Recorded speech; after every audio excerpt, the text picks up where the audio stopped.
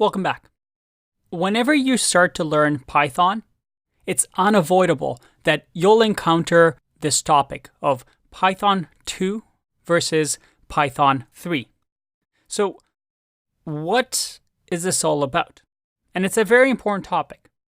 Now, first of all, Python is created by a human, right? As a matter of fact, it was created by this person right here. His name is Guido. Now, a programming language is always evolving. It's not like somebody creates a programming language, it's perfect, and that's it. No, all programming languages are constantly being updated. Just like on your phone, you constantly get software updates. Well, a programming language is constantly evolving to make it better and better because nobody gets it right the first time. And by the way, this is a great video that I'm going to link to. You can check it out in the resources. Now, Python was created in 1991 by this gentleman, and it was actually created with the name from Monty Python, which was a British comedy group. But like I said before, the language is always evolving. And in 2008, Guido decided that, Python version 2, which has been used for a very long time, had some things that he and the community wanted to change. So in 2008, they decided to create Python 3, a new version of the language. Here was the tricky part. You see, when you update software, let's say on your phone or even on your laptop, you expect things to keep working, right? Updates are usually good, they're improvements. But some of the features that Python 2 had, they didn't like, or they wanted to change completely. So Python 3 introduced what we call breaking changes. That is, if you updated to Python 3, remember the Python interpreter, the C Python translator that we've been talking about?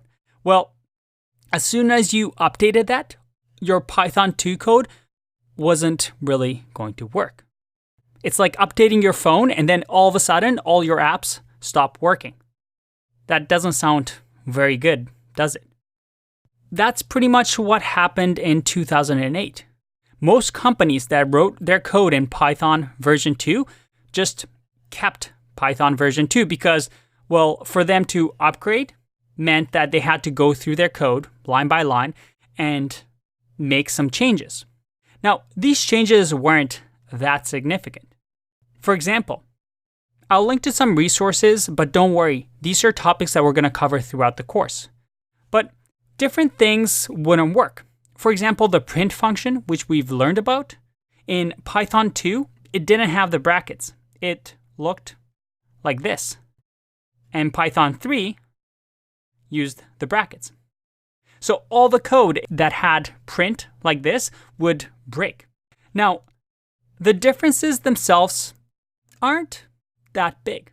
I mean, you can read through them and we'll talk about this in the course, but overall, you can learn them in a day. That's why when we learn Python, most of the time we're learning Python 3, but you can use the same knowledge with the older version of Python. Now, you may see some Python version 2 code out there for companies that haven't upgraded, but it's now what we call legacy. That is, come 2020, it's going to stop receiving security updates. So the community, Python community as a whole, is saying, hey, everybody start using Python 3 because we're going to stop maintaining Python 2.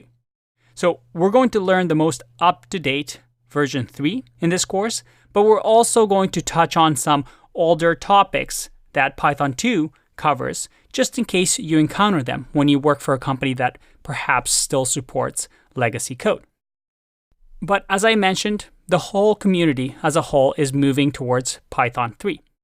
This website, for example, shows you how many big packages, popular Python packages, which we'll talk about, support Python 3. In our case, there's only 4 popular packages that don't support Python 3. So what I'm saying is Python 3 is the way to go. It's the way of the future. That's what we're going to learn in the course. But I want you to be aware of the historical context. And one thing to be careful of when in this course you're searching for answers, or maybe I have some exercises that require you to Google things. For example, if we go to the Python documentation, which is the reference of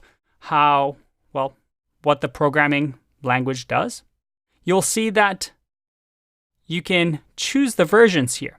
And you always want to go with the latest, but you might find some answers online that still use Python version 2.